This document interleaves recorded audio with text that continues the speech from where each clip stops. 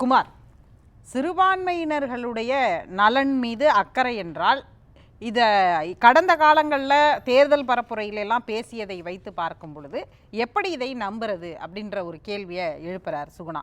இன்னொன்று, இந்த சட்டமன்றத்தில் இன்னைக்கு கொண்டு வந்திருக்கக்கூடிய முதலமைச்சர் கொண்டு வந்த அந்த தனி தீர்மானமானது சில சட்ட திருத்தங்களை கோருகிறது. அந்த சட்ட திருத்தங்கள் வேண்டும் அப்படிங்கிறது தான் ரொம்ப முக்கியமானது. அதையும் கணக்கில் கொண்டு சரி இந்த சட்ட திருத்தம் வேண்டுமா வேணாமான்னு நாடாளுமன்றத்தில் விவாதத்திற்கே இதை இன்னும் எடுத்துக்கொள்ளப்படலை. ஜேபிசிக்கு அனுப்பப்பட்டது. ஜேபிசி கூட்டுறதுலையுமே சிக்கல் இருக்குது. ஏற்கனவே வெளியில் வந்து எம்எம் அப்துல்லா, வில்சன் போன்றவர்கள் நாடாளுமன்ற உறுப்பினர்கள் இது பற்றி புகாரே தெரிவிச்சிருக்கிறாங்க. அப்படி இருக்கும்போது இது எப்படி ஒரு சரியான சட்டமாக வரும் அப்படின்னு ஒரு சந்தேகத்தையும் முன்வைக்கிறார் சுகுணா. அதாவது 1864க்கு பிறகு தான் கவர்னர்கள் இப்போ பிரிட்டிஷ் ஆட்சி இந்தியாவினுடைய நேரடி ஆட்சி 1858 அதுக்கு முன்னால் கிழக்கிந்திய கம்பெனி. அப்போ சொத்துக்கள் எல்லாம் கோயிலாக இருக்கட்டும், மசூதியாக இருக்கட்டும், சர்ச்சாக இருக்கட்டும், எல்லாத்துக்குமே அவங்கவுங்களுக்கு செல்வாக்கு மிக்கவர்கள் அந்தந்த சொத்துக்களை அந்தந்த காலகட்டத்தில் அவங்கவுங்க அதை உபயோகப்படுத்தி கொண்டு அப்படியே ஃபாலோ பண்ணிட்டு வந்துக்கிட்டு இருக்கு இன்னைய வரைக்கும். அதுக்கப்புறம் பிரிட்டிஷ் ஆட்சி போய்விட்டது, சுதந்திரம் வந்தது. சுதந்திரத்துக்கு பிறகும் இன்னைய வரைக்குமே இது இந்த கோயில் இடம், அது அந்த கோயில் இடம், இது இந்த சர்ச்சோட இடம், இது இந்த வக்ஃப் போர்டுக்கு சொந்தமான இடம்னு சொல்ல முடியுதே தவிர எல்லா சொத்துலையும் இல்லை. சில சொத்துக்களுக்கு ஆவணங்கள் எதுவும் ப்ராப்பராக சரியாக பாதுகாக்கப்படலை. அது எப்படி வந்தது, இப்போ நம்ம இருக்கிற காலகட்டம் 100 வருஷத்துக்கு முன்னால் உள்ள காலகட்டம் இல்லை. இப்போ இருக்கிற சூழ்நிலை வந்து எல்லாத்தையுமே டிஜிட்டலைஸ் பண்ணிக்கிட்டு இருக்கோம். எல்லாமே ஆவணங்களை சரிப்படுத்தி முறைப்படுத்தி, அது மாவட்ட ஆட்சித்தலைவர்னால் மாவட்ட ஆட்சித்தலைவர் is a responsibility for the government.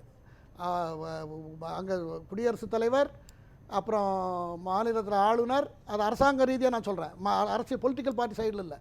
அப்புறம் மாவட்டத்துக்கு ஆட்சித்தலைவர், அதே போல் தாலுகாவுக்கு வந்தால் தாசில்தார், வில்லேஜ் அட்மினிஸ்ட்ரேட்டிவ் ஆஃபீஸர், இப்படி தான் வருது அரசாங்கத்தினுடைய பில்லர்ஸ். அவங்க பதவி ஏற்ற அன்னையிலேருந்து ரிட்டையர்ட் ஆகிற வரைக்கும் அந்த பொறுப்பில் இருப்பாங்க, வேறு வேறு இடத்துல இருப்பாங்க.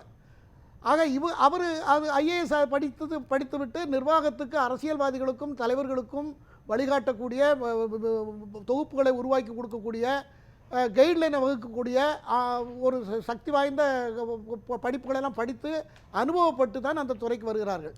அப்போ அவர் எந்த ஜாதியாகவும் இருக்கலாம், இந்த ஜாதிக்கார கலெக்டராக இருந்தால் தான் அவர்கிட்ட தான் அந்த மாதிரிலாம் எதுவுமே இல்லை. யாராக வேணாலும் இருக்கலாம். கவர்மெண்ட் எம்ப்ளாயாக இருக்கணும், ஐஏஎஸ் அதிகாரி அந்த மாவட்ட கலெக்டராக இருந்தால் அவருடைய பொறுப்பில் விட்டு அவருடைய தணிக்கை செய்யப்பட்டு அந்த சொத்துக்கள்லாம் அந்த கோயிலுக்குள்ளதானா, அல்லது அரசு சொத்தா, அல்லது இதுக்கு ஆவணங்கள்லாம் சரியாக இருக்கா அப்படின்னு இருந்தால் உடனே அது நம்பர் ஆகி உடனே ரெஜிஸ்டர் பண்ணி டாக்குமெண்ட்டில் போட்டு உடனே அப்லோட் பண்ணி பப்ளிக் டாக்குமெண்ட் ஆகிடும். இல்லங்கிறதையும் சொல்லிடும், இருக்குங்கிறதையும் சொல்லிடும். இப்படி ஆவணப்படுத்த அரசுகிட்ட இருக்கக்கூடிய சொத்துக்களை சரி பண்றதுக்கும் அல்லது ஆவணப்படுத்தாம இருக்கிற சொத்துக்களை ஆவணப்படுத்துறதுக்கு தான் அப்படின்னா இருக்கிற நடைமுறையில சிறுபான்மை நலத்துறை அமைச்சகத்துக்கு கீழே தானே வருது. அது மத்தியிலையும் வருது, இங்கேயும் அப்படிதானே வருது. அதான் சொல்றேன், ஆல் ஓவர். அதுதான் நானும் சொல்றேன், சிறுபான்மை நலத்துறை அமைச்சகத்துக்கு கீழே தானே வருது. அப்ப அதுலயே பண்ணிடலாமே. இது வந்து இது ஏதோ தனியார் வக்ஃபு வாரியங்கிறதே அந்த போர்டே ஏதோ தனியாவே செயல்படுற மாதிரியும் தன்னிச்சையா செயல்படுற மாதிரியும் தானே தொடர்ந்து அது வைக்கப்படுற வாதமா இருக்க வேண்டிய அவசியமே கிடையாது.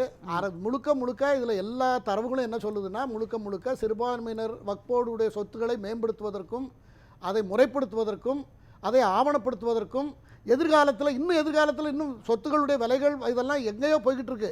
நம்மளாம் நினைச்சே 50 வருஷத்துக்கு முன்ன இருந்த நிலமெல்லாம் 10,000 20,000 அது மாதிரி இந்து கோவில்கள், சர்ச்சுகள் எல்லாத்துடைய சொத்துக்கள்லையும் ஆவணப்படுத்தப்படாததையும் ஆவணப்படுத்தணும் தானே. நான் இப்போ இதை சொல்லிட்டு எனக்கு ஒரு 2 நிமிஷம் சந்தர்ப்பம் கொடுங்க. இன்னும் வடபழனியில் எங்கள் ஏரியாவில் வடபழனி கோயில் இப்போ இடம் காலகாலமாக அந்த மக்களுக்கு தெரியும், இது வடபழனி கோயில் இடம்னு போர்டு இருந்தது, எல்லாம் இருந்து இப்போ எல்லாத்தையும் இடித்து தூக்கி போட்டுட்டு 2 மாடி பில்டிங் கட்டி எல்லோரும் வாங்கிட்டு இருக்காங்க. அதுக்கு கோர்ட்டில் கேஸும் போய் கோயில் சைடில் யாரும் ஆஜராகாமல் அரசியல் கட்சிகள் ஆட்சிகள்லாம் மாறி வந்து கடைசியில் சட்டப்படியும் அது ஃபெயிலியர் ஆகி சுப்ரீம் கோர்ட் வரைக்கும் போய் இப்போ கட்டிக்கிட்டு இருக்காங்க. இன்னும் அது டிஸ்பியூட்டில் இருக்குது. ஆனால் ஒரு பக்கம் அது நடந்துகிட்டு இருக்கு.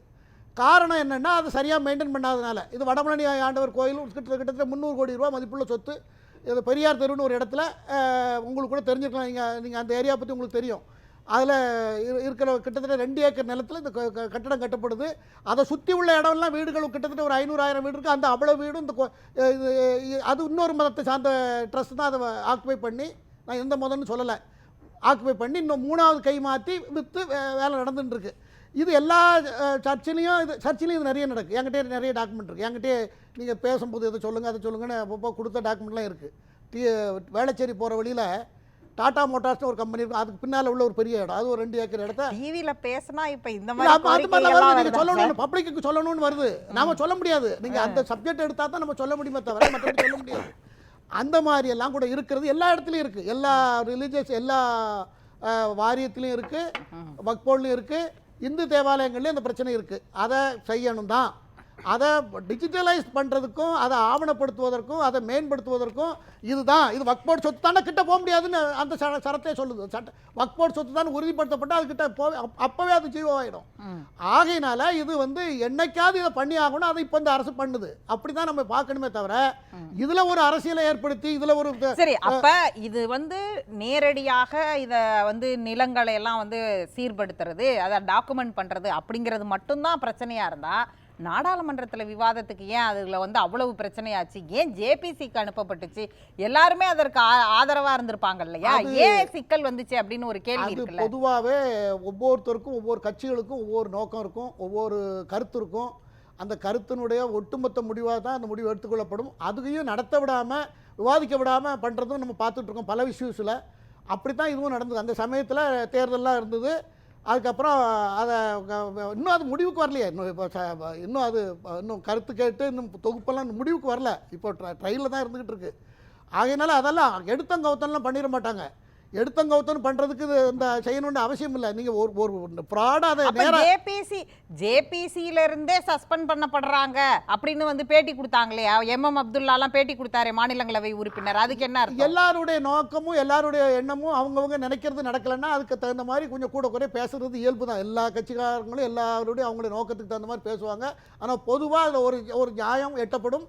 அந்த நியாயப்படி தான் அரசு நடத்த முடியும். அதாவது கடைசியாக சுகுணா கேட்டது மிக முக்கியமான ஒரு கேள்வி. தேர்தல் பரப்புரைகளில் அதாவது இந்துக்களுடைய சொத்துக்கள், பசுமாட்டுக்களை, எரும மாட்டுக்களை எல்லாம் எடுத்து இஸ்லாமியர்களுக்கு கொடுத்து விடுவார்கள்னு பிரதமர் பேசிட்டு அவர்களுடைய நலனுக்காக, சிறுபான்மையினர் நலனுக்காகத்தான் இந்த சட்டமே கொண்டு வரோம் அப்படின்னு சொல்றது அப்படிங்கிறத எப்படி ஏற்றுக்கொள்வார்? காங்கிரஸுக்கு எதிராக காங்கிரஸ் காலத்தில் பல தவறுகள் நடந்ததை அடிப்படையாக வச்சு சுருக்கமாக தேர்தல் பிரச்சாரத்தில் அரசியல்வாதிகள், அரசியல் தலைவர்கள் ஒரு வார்த்தையில் எல்லாத்தையும் கவர் பண்ற மாதிரி சொல்ற வார்த்தை தான். நிறைய ஒரு வார்த்தையில காங்கிரஸோட இத கவர் பண்றதுக்கு சிறுபான்மையினர் ஆல் இந்தியா லெவல்ல இருக்கு. இது எப்படி சார்? இல்ல என்ன சொன்னாரு, நாளைக்கு இப்படி வந்தா, அதாவது ஒருதலை பட்சமா இஸ்லாமியர்களுக்கு சாதகமா செயல்படுறோம். காங்கிரஸ் சொத்தை எடுத்துக்கிடுவாங்கனோ இல்ல காங்கிரஸ் சொத்தை எடுத்து கொடுப்பாங்கன்னு சொல்லல. வந்தால் இது நடக்கும்ங்கறத வெளிப்படுத்துற மாதிரி அந்த கருத்து எடுத்து இஸ்லாமியர்களுக்கு கொடுத்து விடுவார்கள்னு தான் சொன்னாங்க. அப்ப இதுல காங்கிரஸ்க்கு ரோலே இல்லையே. அதுதான்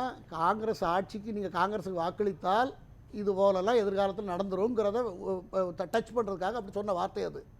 அதனால் இப்போ இதில் சிறுபான்மையினர் எவ்வளோ பேர் இதை ஆதரிச்சிருக்காங்க, எத்தனையோ பேர் இதை ஆதரிச்சிருக்காங்க, ஆதரித்து பேட்டி கொடுத்துருக்காங்க. இது எங்களுக்கு நல்லது.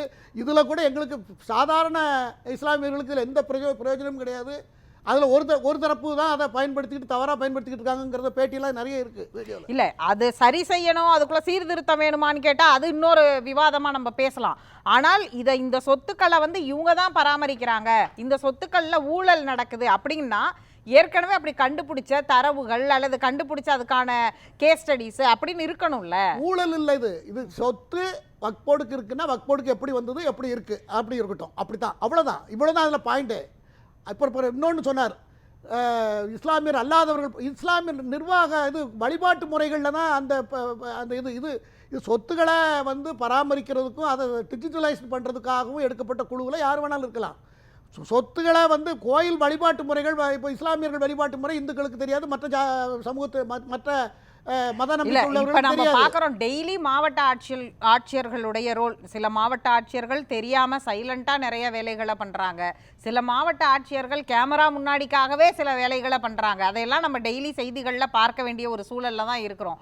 அப்போ மாவட்ட ஆட்சியர்கள்ட்ட பவரை தூக்கி கொடுக்கறது, ஏற்கனவே அவங்க பவரில் தான் இருக்காங்க, இல்லாமலாம் இல்லை, ஸோ அவங்களிடம் இந்த பவரை கொடுக்கணும் அப்படிங்கிற அந்த கன்சிடரேஷன் எதன் அடிப்படையில் வந்தது? ஏன் அமைச்சகம், சிறுபான்மை நலத்துறை அமைச்சகம், அது மத்திய அரசின் கீழே நேரடியாக செயல்படுறதுல இருக்கக்கூடிய சிக்கல் என்ன, மாநில அரசுக்கு கீழே இங்கே செயல்படுறதுல, இங்கே வக்ஃபு போர்டுக்கான உறுப்பினர்கள்ல இருந்து எல்லா தேர்வுலையுமே வந்து இங்கே அரசுடைய பங்கீடும் இருக்கு, இல்லாமலாம் இல்லை. அப்படி இருக்கும் பொழுது ஏன் வந்து இதை வந்து மாவட்ட ஆட்சியர் காட்ட பவரை கொடுப்பதுடைய நோக்கம் என்னவா இருக்கு?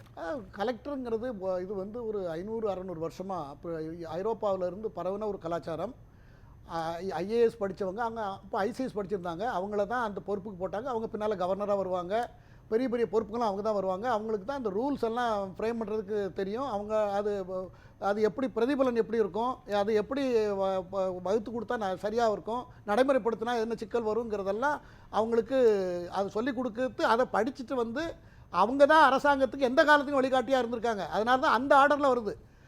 அதை வந்து தவறாக நம்ம கற்பிக்க வேண்டிய அவசியம் இல்லை.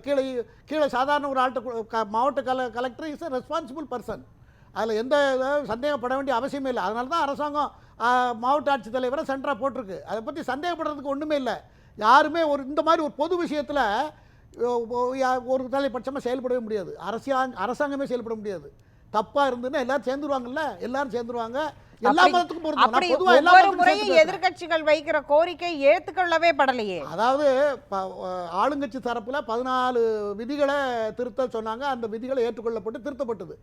எதிர்கட்சி சைடில் 500க்கும் மேற்பட்ட குறைகளை சொல்லியிருந்தாங்க. அதில் சில விஷயங்களை ஏற்றுக்கிட்டாங்க, பல விஷயங்களை நிராகரிச்சுட்டாங்க, ஏற்றுக்க முடியாதுன்ட்டாங்க. ஆனால் இப்படியெல்லாம் வாதங்கள் பிரதிவாதங்கள்லாம் போயிட்டு தான் ஓவராலாக இதில் என்ன இருக்குன்னாக்கா அதை வந்து ஆவணப்படுத்துவது தான் இதனுடைய நோக்கம். வக்ஃபோர்டு சொத்தாக இருந்தால் அதை காணி நிலத்தை கூட யாரும் எடுக்க முடியாதுங்கிறது அந்த ஆர்டர்ல இருக்கு, அந்த மசோதாவினுடைய பிரியாம்பிள்ல இருக்கிறது. அதனால அதில் வந்து சந்தேகப்படுறதுக்கு அதுக்கு இங்கே முதல்வர் ஏற்றது அவருக்கு எதெல்லாம் சந்தர்ப்பம் கிடைக்குதோ எதெல்லாம் அடிச்சு விடுறது தான். அடிச்சு விட்டு சிறுபான்மையினருடைய நலனை தீர்மானம் நிறைவேற்றறத போய் நீங்க அடிச்சு விடுறதுன்னு சொல்றீங்களே, அதை எப்படிங்க எடுத்துக்க முடியும்? அதாவது தேர்தல் பரப்புரையில பேசுறது வந்து காங்கிரஸ்கான ஒரு சிங்கிள் வேர்டு. குமார், அதாவது வந்து தேர்தல் பரப்புரையில சிறுபான்மையினர்ங்கிற வேர்டுக்கு ஒரு வேர்டு காங்கிரஸ்னு நீங்களா ஒரு புது பொருள்லாம் கண்டுபிடிக்கிறீங்க. ஆனால் சட்டமன்றத்தில் நிறைவேற்றப்படிய ஒரு தீர்மானத்தை அடிச்சு விடுறது அப்படின்றது ஒரு மத்திய அரசு எடுத்திருக்கிற கொள்கை முடிவில் ஒரு மாநில அரசு தீர்மானம் நிறைவேற்றுறதுங்கிறது அதை நான் இதுக்கு மேல நான் எதுவும் சொல்லலை. நான் எதுவுமே சொல்லல. நாம வந்து 50க்கு எக்ஸ்டென்ஷன் வாங்கி இடஒதுக்கீடு வச்சிருக்கிறோமே, அதெல்லாம் இப்படியாக கொண்டு வரப்பட்டதுதான். அது இல்ல, அது அந்த லிமிட்லாம் எப்படி வாங்கணும்? இப்படியான சட்டமன்றத்துல நீங்க சொல்ற சிறுபிள்ளைத்தனமாக இயற்றப்பட்ட பல தீர்மானங்கள், சட்டமன்றத்தில் இயற்றப்படுற தீர்மானத்தை நீங்க சிறுபிள்ளைத்தனம்ன்றீங்க. அந்த சிறுபிள்ளைத்தனம் தான் தமிழ்நாட்டுக்கான பல இடங்களில் உரிமைகளை பாதுகாத்திருக்கு அப்படின்னு சொல்றாங்க. அவங்க சொல்லுவாங்க அப்படியெல்லாம் ஒண்ணு அதுல நியாயம் இருந்தா பாக்குறோமே. நியாயம் இருந்தா அந்த காலத்துல இருந்து தலைவர்கள்லாம் நியாயத்தை தாண்டி போனதில்லை. எந்த அரசியல் நம்ம ஆளணும், ஆட்சியை நாட்டை நம்ம தான் ஆளணும், ஜல்லிக்கட்டுக்கு கூட தான் நம்ம தீர்மானம் நிறைவேற்றணும். அதுக்கு அதெல்லாம் ஆதரிச்சு எல்லாம் அது சிறுபிள்ளைத்தனம் இல்லையா?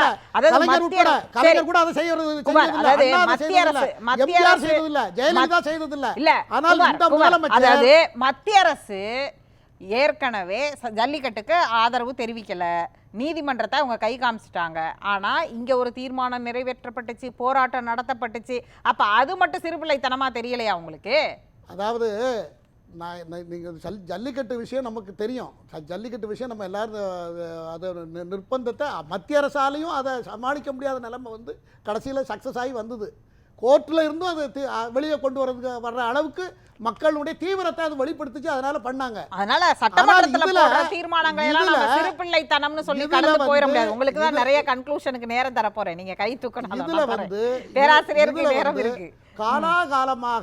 காலாகாலமாக பின்பற்றி வந்த இது எங்க இடம், இதுக்கு வக்ஃபோட இடம், இது இந்து கோயில் இடம், அது மசூதி சர்ச்சோட இடம் அப்படிங்கிறது சில விஷயங்கள் வரையறை இல்லாம இருக்கிறத வரைமுறைப்படுத்துற நோக்கம் மட்டும்தான் இதுல பெரிய நோக்கமே தவிர மற்ற எந்த நோக்கமும் உள்நோக்கம் கொண்டதுதான் நான் சொல்லுவேன். அதுக்கு பேசலாம்.